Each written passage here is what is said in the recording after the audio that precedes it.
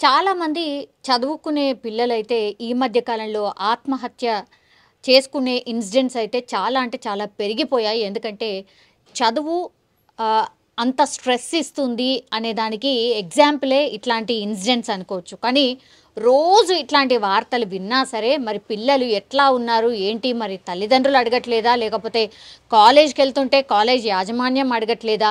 లేకపోతే care takers అడగట్లేదా? వాళ్ళ రిలేటివ్స్‌లో ఉన్నటువంటి పర్సన్స్ ఎవరైతే చాలా క్లోజ్‌గా ఉంటారో ప్రతి మనిషికి ఎవరో ఒకళ్ళు క్లోజ్‌గా ఉంటారు కదా!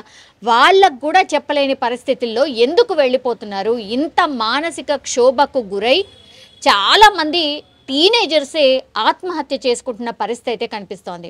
అగైన్ ఇట్లాంటి ఇన్సిడెంటే జరిగింది. అది ఎక్కడ అంటే విజయనగరంకి సంబంధించి నెల్లిమర్ల మిమ్స్ మెడికల్ కాలేజ్‌లో చదువుతున్నటువంటి ఒక విద్యార్థి. ఆయన పేరు వచ్చేసి సాయి మణిదీప్. ఆయనకు 24 సంవత్సరాలు. అంటే మెడిసిన్ చదువుతున్నటి విద్యార్థి ఎవరైతే ఉన్నారో ఆయన సూసైడ్ చేసుకొని చనిపోయిన పరిస్థితి అయితే కనిపిస్తోంది. మొన్నటి వరకు కూడా మనకు తెలుసు కార్పొరేట్‌కి సంబంధించిన కాలేజెస్‌లో చిన్న చిన్న పిల్లలు inter first year, second year చదువుతున్న పిల్లలు, లేదంటే డిగ్రీ చదువుతున్న పిల్లలు ఇట్లా చాలామంది ఆత్మహత్య చేసుకొని చనిపోతున్నారు. చాలా కేసెస్ అయితే ఉరి శిక్ష అంటే ఉరి వేసుకొని చనిపోతున్న పరిస్థితి అయితే మనకు స్పష్టంగా కనిపిస్తోంది. కానీ ఈ ఇన్సిడెంట్‌లో మాత్రం ఆయన పురుగుల మందు తాగి చనిపోయిన పరిస్థితి అయితే కనిపిస్తోంది. ఆయన ఒక లెటర్ కూడా రిలీజ్ చేశాడు. అమ్మ నాన్న నన్ను క్షమించండి. బికాజ్ మీరు ఏదైతే ఎక్స్పెక్ట్ చేస్తున్నారో నా పైన ఆశలు ఏవైతే పెట్టుకున్నారో అవన్నీ నా వల్ల కావట్లేదు. అందుకనే నేను చనిపోవడమే శరణ్యం అనుకున్నాను. అందుకే నేను ఇట్లా పిచ్చోళ్ళలాగా తిరగలేను. నాకు అసలు ఆలోచిస్తుంటే అసలు నేను good for nothing or eligible for nothing అనిపిస్తుంది. అందుకే నేను సూసైడ్ చేసుకొని చనిపోతున్నాను అంటూ ఈయన లెటర్ రాసి చనిపోయిన పరిస్థితి అయితే కనిపిస్తోంది. ఈయన ఏం అంటే టీనేజ్ అంటే నిజంగానే ఈయన కూడా 24 అంటే టీనేజే. అంటే ఏమీ అర్థం కాని పరిస్థితుల్లో ఆయన ఈ డిసిషన్ తీసుకున్నాడు అనుకోవచ్చు. కానీ మెడిసిన్ ఇది ఎంత హార్డ్ ఉంటుందో మనందరికీ తెలుసు. చాలా అంటే కొన్ని ఇయర్స్ పాటు చదివితే కానీ మెడిసిన్లో సీట్ కొట్టలేరు. మెడిసిన్లో సీట్ కొట్టాలన్నా చాలా చాలా కష్టం. చదవాలన్నా చాలా చాలా కష్టం.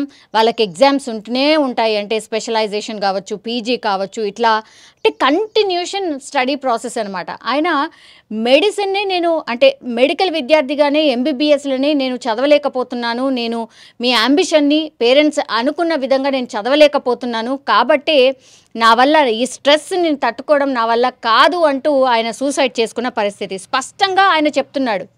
మీరు తల్లిదండ్రులు మీరు నా మీద ఏదైతే ఆశ పెట్టుకున్నారో నా వల్ల కావట్లేదు.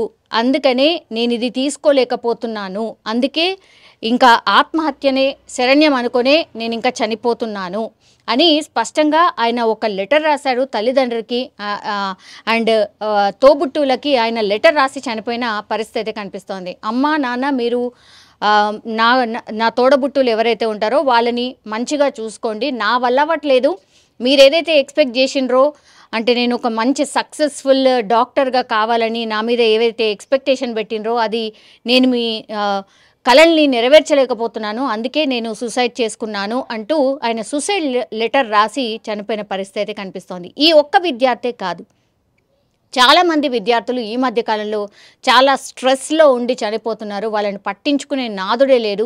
తల్లిదండ్రులకు చెప్పినా సరే ఒక 15 రోజులు 20 రోజులు హోమ్ సిక్ అని ఇంటికి తీసుకెళ్ళి మళ్ళీ దిగబట్టి వెళ్తున్నారు. డబ్బులు లేదంటే పరపతి, సొసైటీలో ఒక పేరు, వీటి మధ్యనే మనం తిరుగుతున్నాం. వీటి చుట్టే మనం వెంపర్లాడుతున్నాం. కానీ మన పిల్లాడు కదా, మన పిల్లాడు బాధపడుతున్నాడు కదా అని అసలు తల్లిదండ్రులు ఆలోచనే ఆ వైపు రావట్లేదు. అందుకే ఎంత చెప్పినా తల్లిదండ్రులకు ఎంత విజ్ఞప్తి చేసినా నా వల్ల అవ్వట్లేదు అని చాలా టైమ్స్ చెప్పుంటాడు. ఆయన స్పష్టంగా చెప్తున్నాడు నా వల్ల కావట్లేదు అందుకే నేను చనిపోతున్నాను.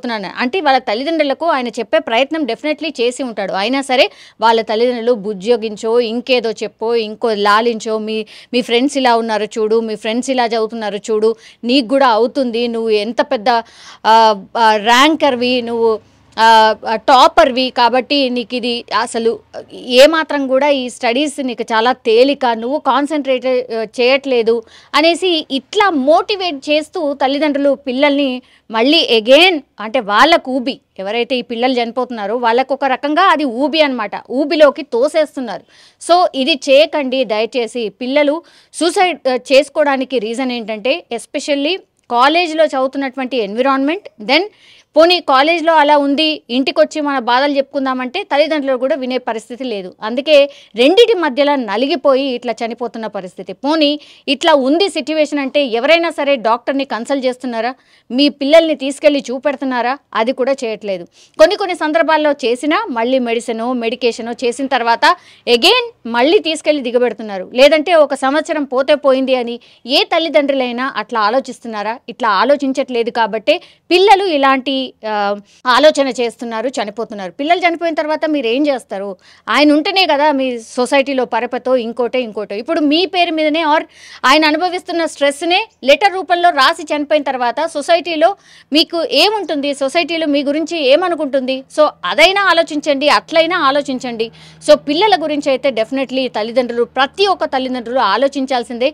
మీ పిల్లడు ఒకవేళ చదవలేకపోతున్నాడు అంటే ఇయర్ వేస్ట్ అయినా సరే ఆయన ఎందులో ఇంట్రెస్ట్ ఉన్నాడో దాంట్లో వెళ్ళి చదివించే ప్రయత్నం చెయ్యండి. ఆయనకు కొంత టైం ఇవ్వండి. లేకపోతే ఇట్లాంటి కన్నీటి గాథలే చాలా వినిపిస్తున్నాయి ఈ మధ్య కాలంలో. సో తల్లిదండ్రులు అండ్ ఎవరైతే కాలేజీలో చదువుతున్నారో వాళ్ళు పిల్లల్ని కొంతనైనా కొంత పట్టించుకోవాల్సిన అవసరం ఉంది, అబ్జర్వేషన్ పెట్టాల్సిన అవసరం ఉంది. వాళ్ళకు కూడా కొంతమేర స్ట్రెస్ రిలీఫ్ చేయడానికి ఒకటే తీరుగా పొద్దున్న నుంచి రాత్రి వరకు స్టడీ అవర్స్ అని రుద్దేయకుండా కనీసం వాళ్ళకు స్పేస్ ఇవ్వండి, బ్రీత్ స్పేస్ ఇవ్వండి అని చాలామంది పిల్లలు కోరుతున్న సిచ్యువేషన్ అయితే కనిపిస్తుంది. కానీ నిజంగానే చాలా బాధాకరం. అండ్ ఇప్పుడు ఒక ఎంబీబీఎస్ విద్యార్థి ఈ ఒత్తిడిని తట్టుకోలేక చనిపోయిన సిచ్యువేషన్ అయితే కనిపిస్తోంది. కన్నీరు మున్నీరుగా వాళ్ళ తల్లిదండ్రులకు ఒక శోకాన్ని మిగిలిస్తున్న పరిస్థితి అయితే కనిపిస్తోంది.